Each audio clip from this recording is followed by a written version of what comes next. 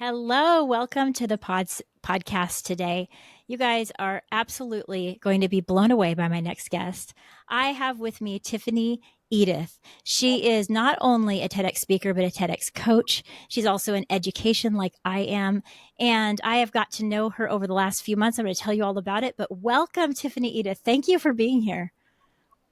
Thank you, Cher. I've been looking forward to it all week, and it's here. Let's do this. I know. It's one of these things to where sometimes you just can't wait to talk to people. And that's the way I felt with you. I've been like, oh my goodness, I just can't wait. We're going to be able to chat and get to know it. Excuse us if we just kind of like sometimes are catching up. We can't help it. You live all the way out in Salt Lake City, Utah. I'm all the way here in California. We don't get enough time to chat. Talking with you is always like a reunion. You were my coach, and it flew by.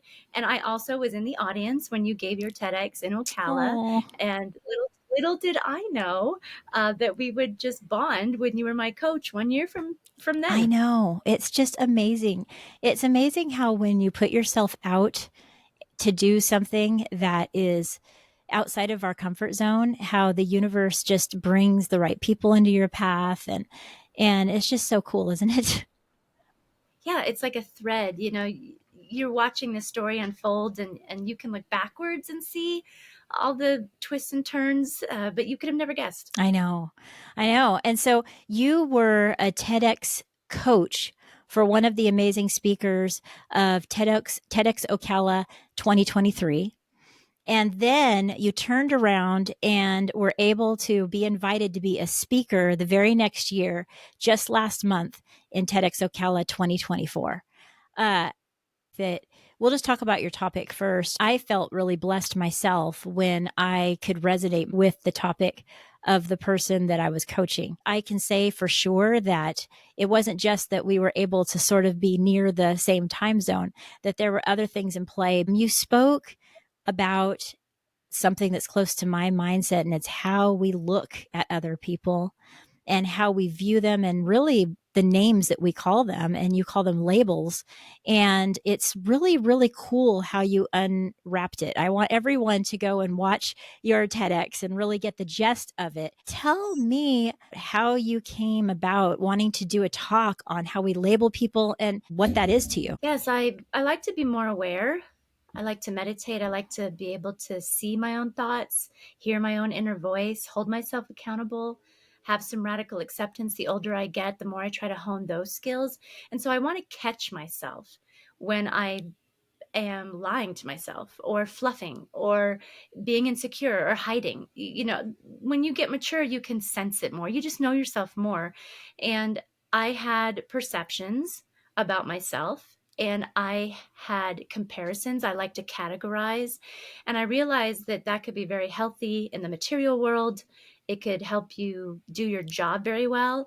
But when it comes to the realm of being sympathetic or feeling like a victim as opposed to feeling like you have agency, Mm, there are these fine lines. And it's kind of like calibrating and fine tuning an engine, is to look yourself in the mirror and say, is this what you intended to do? Are you doing this purposefully? And so the idea of labels came up probably, I can't pinpoint the very beginning, but I wanted to hear my own inner dialogue. And so when I focused on myself, then I was able to make a greater application for human flourishing and the common human experience.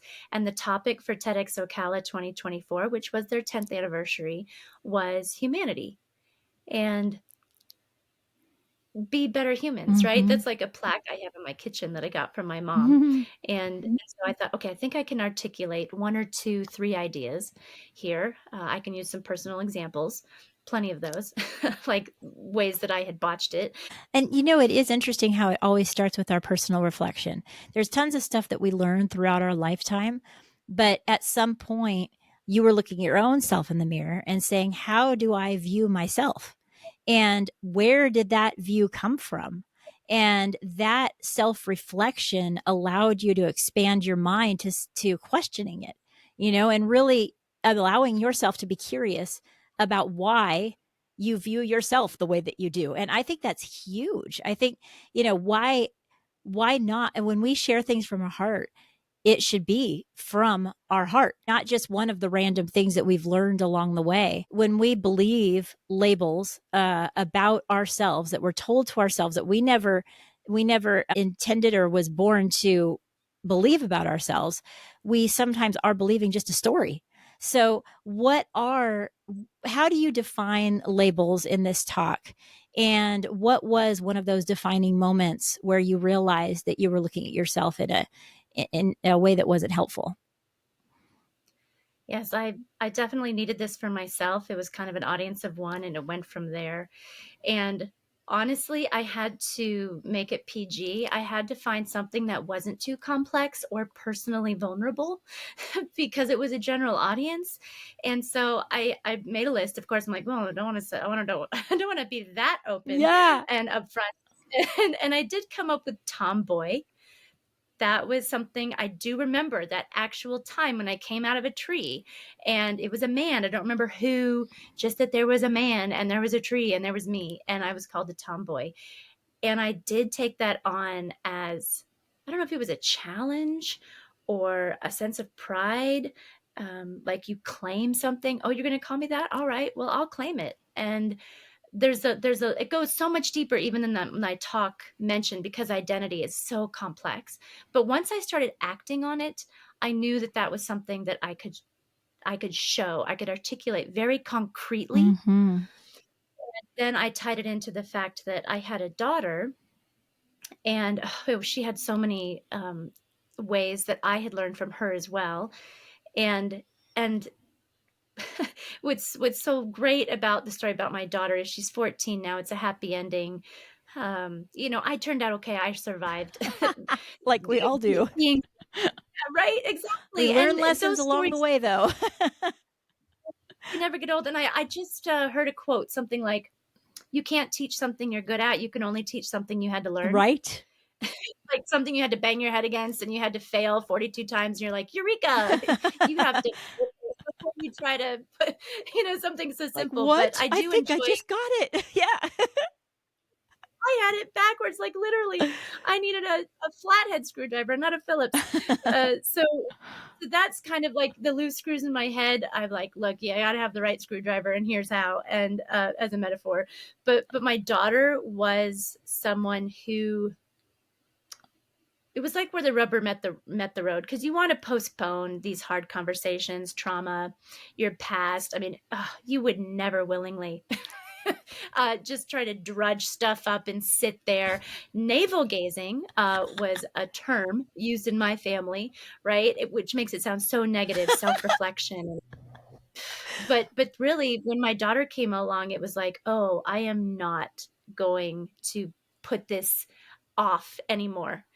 For her sake, for the next generation, this is a literal, I have a deadline, 9 months, right? I have a deadline before she starts to encounter things in the world, and I'm not going to leave her at a loss the way I was. and Yeah. and that's what all parents do. Yeah, all parents try to make the world a better I place know. for I their thought it kids. was so interesting. I do remember when you first shared that story with me of being called a tomboy, and then how you reflected back on all the different ways that you were like, okay, if I'm a tomboy, then hey, bring it on.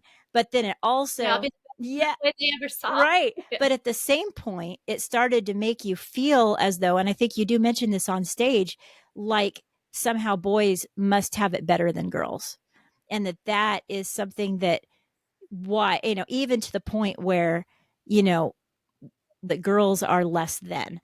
And I think that that really, really, to me, helped me see how important it is that we think about what we call people, how we treat them, how we go about our own communication with other people. Because one, oh yeah, you're a tomboy, and then maybe someone else, yeah, actually ended up starting a pathway in your mind. It's like a train, down a track. Seeing, in my conservative traditional upbringing, seeing men as leaders, only men preachers, only men in the elders meetings, because I was heavily involved in church, my family was.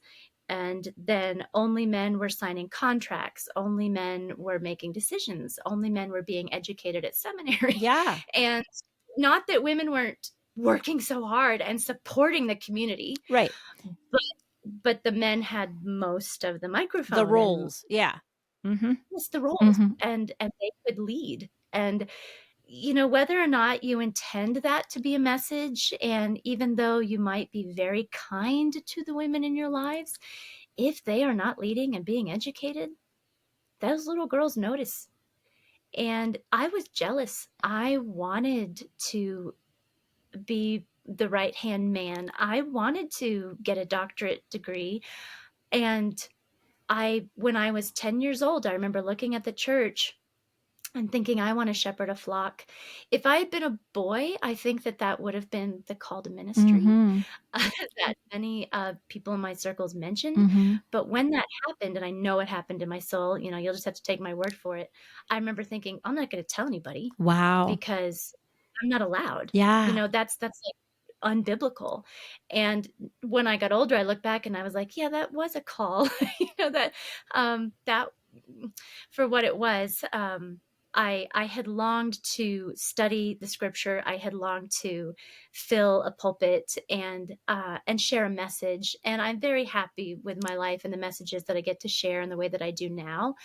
But But it was still crazy to reflect upon that time, right? Because you're like, wow, that was something that I felt I changed. I shifted, my entire way of looking at something based on really just labels. I mean, when it comes down to it, you could say biblical or not, but it's crazy because it makes me think of that's still actually something that happens quite frequently, I'm sure, to many women, because there is a church that my daughter goes to now, and her and I go to different churches. She's an adult, and they took on a pastor that was a woman that was going to preach one Sunday of the month, and there was about 100 people that stood up and said, this is not okay.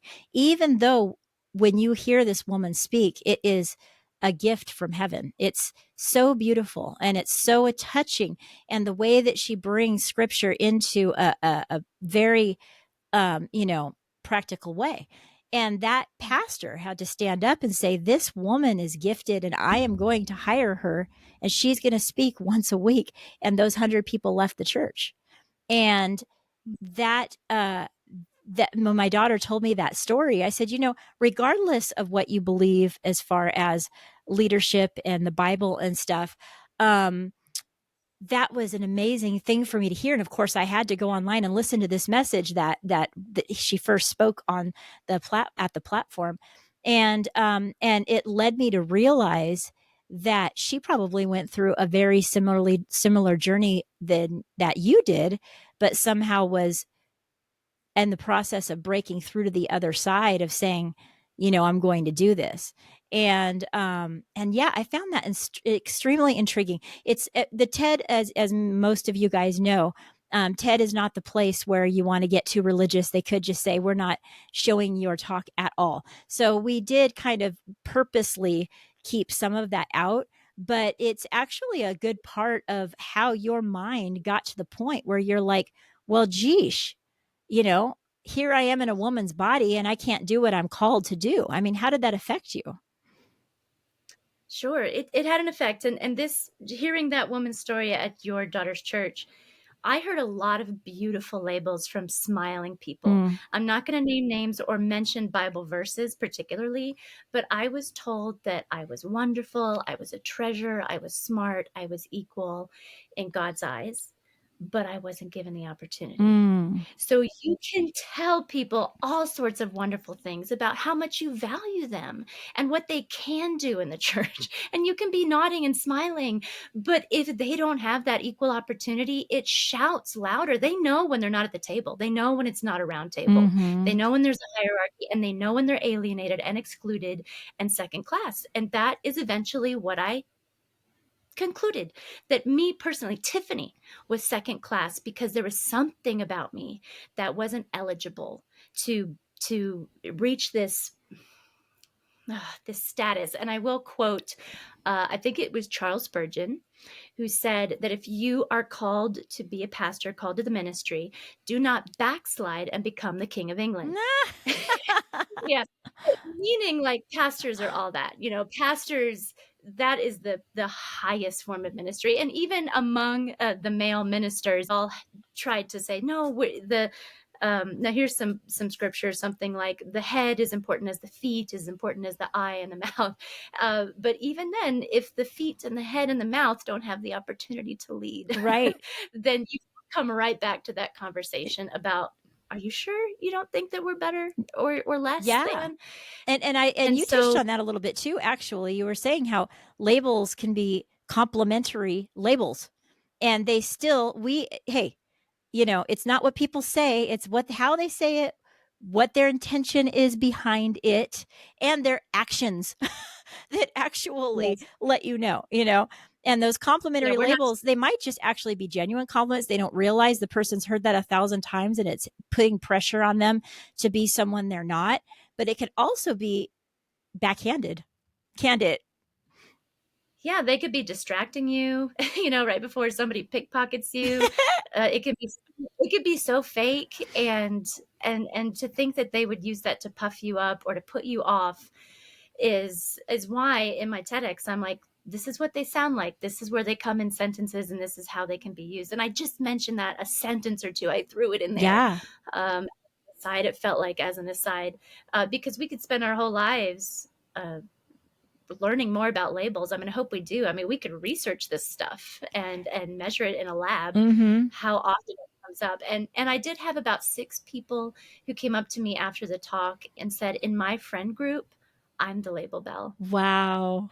Yeah, she told me how in her particular circumstance, she had been this voice that challenged the labels. And I was in such a frenzy Yeah. up until that moment. My flight got canceled. I spent a night in Austin. I had 3 hours sleep 5 days before, and then I didn't eat lunch because I wanted to talk to everybody, and I wanted to listen to everybody else's talk. But you're in this zone, Yeah. and then someone comes up and says, "Hi, can I connect with you on LinkedIn? I want to continue this conversation." Oh. And you're like, "Yes, yes, that's why I'm here. Thank you." I really thank those people who came up and said something to me. Yeah. Yeah, because in some way or form, and I noticed this while you were practicing too, and that's how come I knew that you had a powerful message, an idea that was going to spread.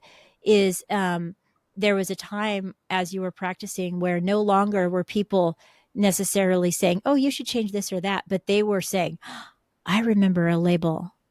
I remember that I sometimes call my daughter, little shrimp or whatever, and oh wow, you know, and we still joke to this day. I just remembered this. So if my daughter listens, she'll be like, I cannot believe you're bringing up this story. But this is what it did. It brought up people's thoughts of when they can maybe change the way that they say things, how they say it, the words that they use, or clarify differently, just to really keep people accountable is what it really, I think, the message it's going to help people do. And one time we were driving up to a camping trip, I remember, um, and my husband, I still can't believe he said this. He said something to my daughter in the back seat and said, "Oh, you're such a little fat fairy." And she's not fat. But she was like, "What? Did you just call me fat?" And we all just started laughing our heads off, like if for a long old time. But literally, like a few years ago, she brought that up again. Yeah, like the time you called me fat fairy. And I'm like, what? Well, how do you even remember that? I didn't remember that. And it was just, I think everyone had those moments of going, whoa, we do hold on to things that we hear. And then what I thought was really cool, and we haven't even got to how your daughter kind of like was the aha moment for you.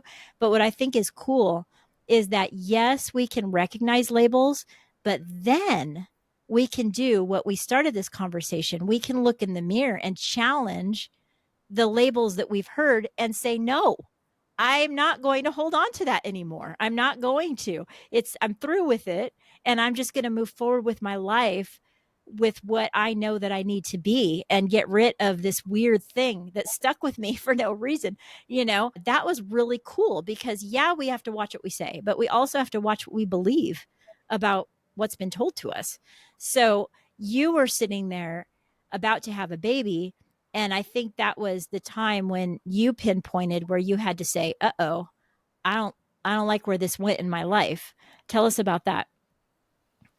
Yes, I did go back to that moment in the ultrasound room where they said it was a girl, and I was really in denial. I was like, no, I'm having another boy. I like boys. Boys are great. And boys, boys, boys. And they told me 3 times, the OBGYNs. And then finally somebody bought us one of those You are 3D, having a those, girl. yes, the special 3D one. And I was like 7 months.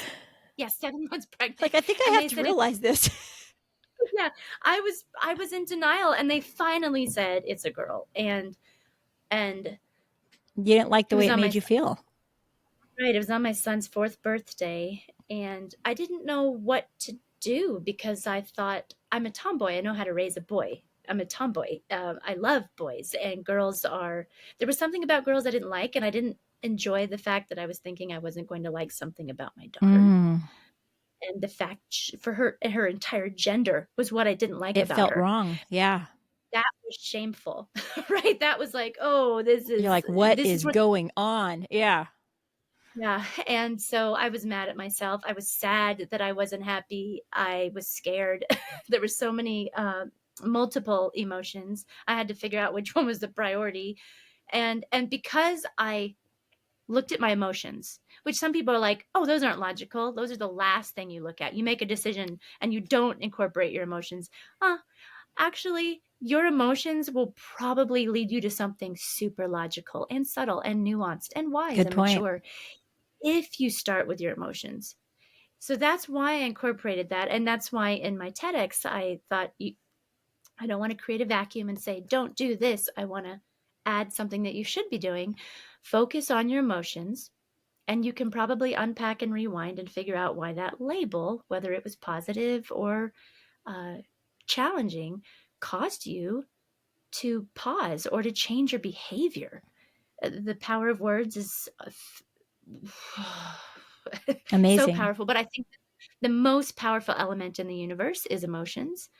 Uh, and I could go on They about can be a that. gift to us, like if we listen to what it's trying to tell us. If you think of the canary in the coal mine, I've never been in a coal mine. I've never had a canary, but back in the day, I was told that there wasn't a lot of oxygen and there could be carbon monoxide buildup. There wasn't a lot of ventilation. So they would keep a caged canary in the coal mine with the workers. And when the canary stopped singing, they got out. What? The canary was the first sign that there was not enough oxygen and CO2 and poison. So we have canaries in our hearts and in our minds. And my canary stopped singing. I don't know when, I don't really know how, Mm, but I was like, wait, I'm not happy I'm having a daughter. There is silence in my soul mm. when they just officially a girl. And and so because I thought I need to get out, I need to focus on this, something has to change. I want people and myself to value that canary and not be, oh, it's like a little yellow bird. The real stuff is mining coal. Well, the real stuff is getting out alive Hmm. in this life. And sometimes we do have to leave the coal mine and say it's not a productive day That's so and true. tend to the, yeah. And a lot of canaries in my life have died. But I want to bring them back, and metaphorically, I hope that each of us, when we spread that word and give each other the permission to share these emotions, complex, and like I said, people can usually name about 3. Brene Brown's book Atlas of the Heart enumerates 87, and she's a researcher, and that's how much she puts them in these great categories as well. I highly recommend Atlas of the Heart. I read it and reread it. And so if there's 87 emotions, we have some work to do. I've got to get some flashcards, and I literally made a scroll that I put on the top of the hallway in my home in Ocala, and it reached the floor and went across the floor, Mhm. and it was the 87 emotions. And I remember getting in a disagreement, having a tough time with one of my kids, and we stood there and we pinpointed an emotion that we were feeling so that we rather wouldn't be than attacked. rather than name calling and rather than Yeah, going low. Yeah. yeah. Yeah. I mean, that's huge if I wonder, like, have that lesson to learn over and over and over again, and it's just something that our human nature wants to put, you're just, and then blank, rather than you must be feeling, blank. And even though I train for this, it's something we have to revisit because we're always going to need to be able to hear that label bell, as you said it, and then adjust our mindset. And that's just part of growing. It's part of being human. You took that look in the mirror, and your daughter was your biggest gift, because little did you know that by being able to say, you know what, I don't want to believe that anymore. I don't want to look at an entire gender as less than any longer. I believe that that took your mind in a completely different place. I mean, everything's great with you and your daughter now, but that was a huge moment, that who knew you were going to share that, 14 years later on stage. And she was on the front row She too. was. She was so sweet. And I was expecting to just see a bright light, but I could see her face, That and was meant to be. it threw me for a loop, because I thought, don't look at her, don't look at her. And then I had this double dialogue where I was trying to remember my Yep. content, plus telling myself, don't look at your daughter, don't look at your daughter. But And I that mean, but made me in some deep way, it's like that had to be your beacon. Like that was the gift, because it was like, remember, this is that emotion didn't come out the way that it did. I was glad. I was like, I don't care if you didn't want to look at her. I'm glad you saw her. Yeah, right. It is a beautiful memory in my mind that she was the only person I could see, and it was as if I was giving a speech to her. Done. She came up and she was so witty. She says, "Hello, I'd like to introduce myself. I'm my mom's label bell," or something like that. And I was like, "You're just too cute." Unpaid position, unfortunately. Very valuable. And what it's so true that that you talk about what you're doing in your realm and line of work.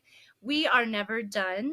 We've never arrived. It's just the same as physical health, that I have to lift weights at the gym or else I get flabby, and I'll never be done catching myself with the label bell, catching other people, rewinding, applying it at work, at home, on TV, on the media.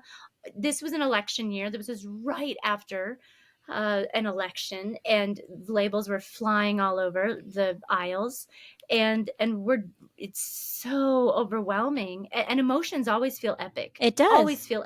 Yeah. So just because I could maybe let's say I could label every single one, all 87 of them, that doesn't make them any less potent or any easier. My tears are still hot.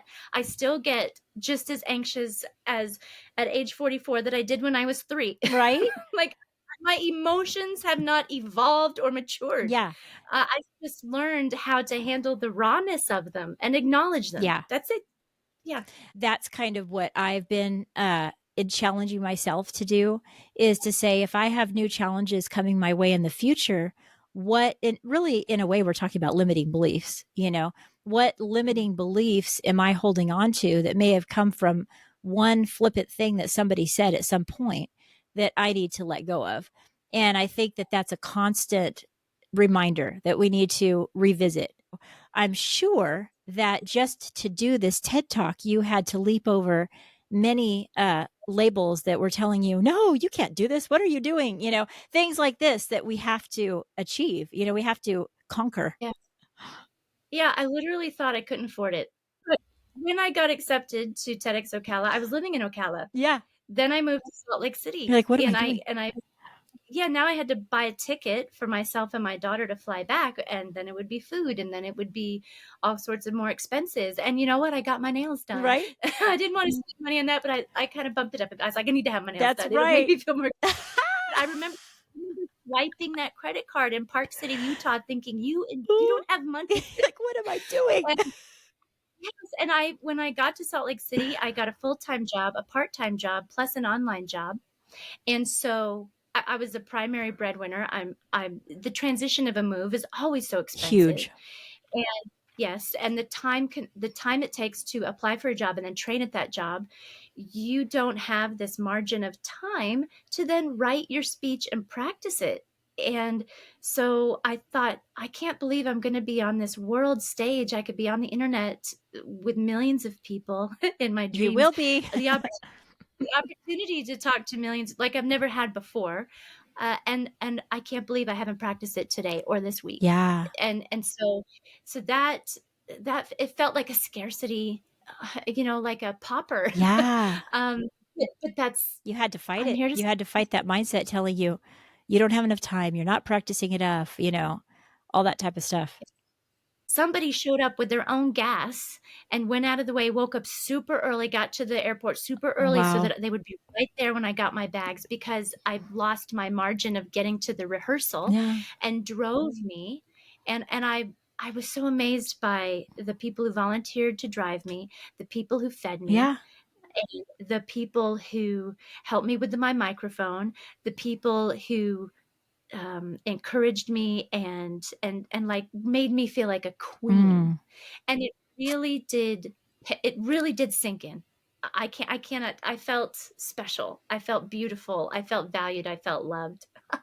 And so I needed it. And I did, after I did the first mic check in the first rehearsal where I was blanking, even though I had to give this speech the very next day. I went into the bathroom stall, I grabbed that cold porcelain sink, and I had myself a good cry. I had gotten that part. It was just 24 more hours. Yeah. Uh, No, but it's just an amazing thing when we step out and take a leap of faith like that and we say, I'm not going to listen to this because it's something that I know that I need to do. And I don't know how it's going to work out. But in spite of that, I am going to move forward. And that's what I always saw in you. Like I you and I didn't even talk about the many challenges that you had until we were able to chill and we were there, right? But it was like you that mindset of deliberate saying, in spite of all of this going on, I'm going to keep doing this because something inside of you said it's the right thing to do. It's what you should be doing. And it paid off. It paid off. I mean, I think it pays off for all of us when we really choose to do the bold thing. It's just, it's like we can't learn the lessons that we need to learn until we do the things we're called to do. yes, and the people won't. They didn't see me crying in the bathroom stall. They didn't see me with the makeup artist who encouraged me. They didn't see me at the Austin airport at 1 a.m. trying to find a Lyft or an Uber. Yeah. None of that is on tape. No. They're only going to see the 11 minutes and 20 seconds Mm-hmm. that I was on the red dot. And and they haven't seen the sweat, Yeah. right? And the blood and the tears. So I do encourage people that you've been given a story and there is a message in your story. Sometimes just telling the story, people will get the message. Sometimes you can share a message that with a story as the background, Mm-hmm. because it is people like you and I that are given these as gifts. Our experiences, we didn't earn them. They were given to us Mm-hmm. for good or for bad. And they're so universal. They really are. There's nothing new under the sun, in that we're all, I heard a quote, we're not all in the same boat, we're all in the same storm, Yeah. and we're all in different kinds of boats. Yeah. So get in your boat and join the storm. I Right. encourage. And it was lovely to pack up a house and drive cross country with that little bit of information in my back pocket, that once I got settled, I was going to get to come back to Ocala in this triumphant form, Yeah. because I kind of left so quick with my tail between my legs. A lot of people helped me, and it was nice to say, yeah, but guess what I'm working on. So even though my life at that time was so messy and I had to resign from my job, and I was making so many decisions so quickly, it was It decision was a fatigue. whirlwind. Yeah. Yes, big decisions. I was like saying to my daughter, "Do you want to stay in Florida?" No. Oh, okay. What? So my sister had an opportunity. It was like rolling the dice from hour to hour sometimes. But the solid thing I had was, yeah, but I'm going to do a TEDx. Right. Like, that was a solid beacon of light. Yeah, but wherever I land, whatever I do this November, I'm going to do a TEDx. Yeah. And so it did give me, it gave me confidence. I Wow. was accepted, even if I hadn't given it. I was accepted for a TEDx. Mm-hmm. And I think I learned that if you're holding on by two knuckles, if you're holding on by your fingernails, you're still holding on. And yet the rocket ship will still take you to the moon, right? Because yeah, you just don't give up, even though you're like, "This is crazy. This is not the right time." But that is Don't give up. also something, though, about our mind that we don't realize is that we can accomplish big things even when we're doing a whole bunch of other stuff that's important. Like, it's amazing the things that we can do at the same time. Where I used to have this thought that focus meant that everything else I could not do. And I'd be even guilty of that, where like everyone out, and there is a time and place where you have to do that. There's a time and place where everyone out, I need to write right now, or whatever it is. But you know what? Life goes on. You're in the meantime, you're still going to work and looking for a job and taking care of your child and picking them up, getting mad about something. Like, all of that stuff is happening. And how often do we use that as an excuse to not focus on the thing we were meant to do? Right? Once you do a TEDx, it's like, "What's You're like, next?" what in the world? And I said, "You That know what?" just the thought of that, right? Yeah, I said, "I think I'm ready to write my book." Yeah. I think the TEDx showed me that little by little, while I still have to walk the dog and pay the bills, I'm gonna start writing my book. Because if I could do a TEDx, I could also write a book. In fact, writing a book would be easier than a I TEDx. think, but that Yeah. is just a crazy thing, right? The way that it makes you believe in yourself after you do it. Yeah, I'm thinking of or gravitational pull and an orbit. Uh, Once that planet is moving, the moons will start to rotate around that planet. yeah. So it's like the belief is what keeps all the other crazy or dreamy and hopeful Yeah. stuff going. You need that momentum. So the core is have an idea worth spreading, and then put in the hard work, and don't give up. Get yourself a coach and listen to your coach and watch the timer, Yeah. because the timer is It's a a thing. taskmaster. Yeah. It sure is. Yeah, and then you'll be a beautiful galaxy. Yeah. And honestly, if people that are listening, in your heart, because it will pop at you where you're like, oh, there's something that's big that I've been thinking I cannot do. And for someone else, maybe speaking would be the last thing in the whole wide world they would want to do. But you know what it is? It could be writing a book. It could be starting a blog. It could be just, approaching a situation at work differently, standing up and asking for the promotion, or, whatever it is, it's worth it. It's worth it to stand up and do that thing, right? Yeah, what she said. Yeah. Yeah. Oh my gosh. It just Amen. so is, and I can say that you did it backwards from me, where I was like, you were a coach, you were invited to be a coach because you've done speaking with Toastmasters and some of the big people. And so she was like, let's come be a coach. And I did it the opposite, where I was a speaker and then a coach. And I felt like I was nervous about asking. You should have seen how funny I was. Like, I want to help, and I kind of want to offer the coach, but maybe I'm not ready for that. Maybe, and something inside of me is going like, yes, you are. You've already helped a couple of people do a TEDx. Like, what are you waiting for? And then finally I'm like, I'm just going to send her the email. And so I went through that type of thing, where how close I was to talking myself out of it. And then we wouldn't even be here today. I had no idea. There were times I felt like a blubbering maniac, and you were like on the chopping board. You knew when to be decisive, you knew when to draw me out. I was such a frazzled mess. I would have never guessed that you had second guesses about that, because when the organizer and founder of TEDx followed up with me and was like, "How's the coach?" I was like, "She's perfect. She's everything I need and wanted. Thank you so much."